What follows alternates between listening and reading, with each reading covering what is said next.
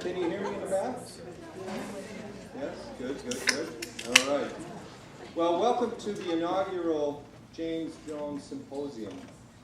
This event is sponsored by the College of Arts and Humanities, the English Department, and the History Department, and it's underwritten by the James Jones Chair in World War II Studies, which was established in cooperation with and an endowment from the James Jones Literary Society.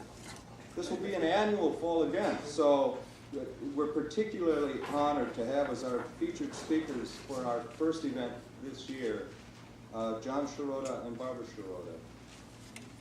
But let me add a couple of things. One is that as part of the symposium today, there will be a staged reading of John Shirota's play, The Last Retreat, this evening at 7:30 in EIU's Village Theater, which is on 18th Street in Charleston. And we'd love to have you join us there. That should be fun. And I want to thank Mr. John Erdling, Chair of Theater Arts, for generously taking the time to direct this play along with his students in his senior seminar. Also, in the back, we have books that Ray Elliott from Tales Press has been kind enough to bring, and they're not for sale. That is, if you want one, take one. And this is writings from the Handy Colony. Usually I'm always saying, yeah, buy the books in the back. But today I'm saying they are available for your enjoyment. Writings from the Handy Colony, and it's edited by Helen Howe, Don Sackrider, and George Hendrick. So, one of Mr. Shirota's plays is in it. So, what we thought we'd do is have Barbara Shirota speak first, and then a Q&A, and then have John Shirota speak, and then a Q&A after that. And so let me introduce Barbara Shirota. Barbara Shirota was born and raised in the United States. Her parents were born and raised in Hiroshima, Japan. In 1942, when she was in 4th grade, Barbara and thousands of Japanese on the West Coast were, she puts it so directly, herded into assembly centers and internment camps. Barbara and her family were incarcerated at the Santa Anita racetrack, where they lived in horse stables. After 3 months, Barbara and thousands of other Japanese internees were again herded into trains and shipped to Hart Mountain, Wyoming. After nearly 3 years of incarceration, Barbara's father managed to find a job in Utah, and the family settled there. Barbara was able to finally resume her education, and she eventually received a Bachelor of Science and a Master of Arts in Education. In 1992, John Shirota was lucky enough to meet Barbara, and then lucky enough to marry her. And they recently celebrated their 15th wedding anniversary. Today, she will speak about her experiences in the internment camps. Please welcome Barbara Shirota.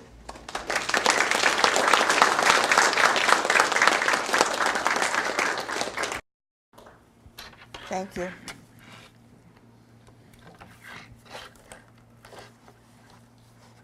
Not long ago, my granddaughter, Alyssa, who's 11 years old, was eyeing an old framed photo sitting on a shelf. It was a photo of a family, and she kept looking at it, trying to recognize someone. "Grandma," she finally said, "who are these people? They all look so young, and their clothing so out of fashion." "That picture is over 65 years old," I told Alyssa. "It was taken in front of our living quarters in an internment camp." "Are those people our relatives?" she asked. "They are your great-grandpa and great-grandma," I said, "and the 5 young children are me and your aunts and uncles. I was the same as you are now, and your aunts and uncles were 2 to 8 years old." "What were you doing in that camp, Grandma?" Alyssa asked. Yes, I thought, what was I doing in that camp? "Was it like a Girl Scout camp?" she asked. "No, Alyssa," I said. "That was not like a Girl Scout camp." How could I explain to an 11-year-old what had happened to us Japanese on the West Coast in 1942? Someday she will, of course, understand. she will also understand and learn more about her great-grandfather and great-grandmother, that pioneering spirit, their values, their willingness to sacrifice so that their children and their children's children will one day enjoy and appreciate the wonderful opportunities in America. My father, Alyssa's great-grandfather, was born in Hiroshima, Japan. He came to America when he was 14 years old. He worked on a dairy farm in Seattle, Washington, milking cows. After several years, he returned home to Japan. Then, realizing America offered him better opportunities, he came back to Seattle. Mama met Papa through a baishakunin, which is a matchmaker, and Mama was born in Seattle and was sent to Hiroshima to live with her maternal grandparents when she was 2 years old. Times were hard in Seattle. Her parents were having difficulty raising their children. It would be better for her to be brought up by her grandparents in Japan. Mama returned to America when she was 18 years old. She became a Japanese school teacher, and she taught in Fresno in Central California. When the baishakunin proposed a match marriage, she and her parents accepted. Papa became a salesman for a Japanese import company, hoping to one day open a chop suey restaurant in Los Angeles. When that day finally came, he and Mama had already had 5 children. I was the eldest, a typical American girl. I enjoyed going to school and playing with my friends of various races. In the afternoons, I attended Japanese language school. This would enable me to learn basic Japanese and be able to communicate with my parents and grandparents. Mama and Papa always encouraged us to do well in school. With proper education, they always said the gates will be open for great opportunities in this promised land. Papa finally opened his chop suey restaurant. It was December 7, 1941, not an auspicious day.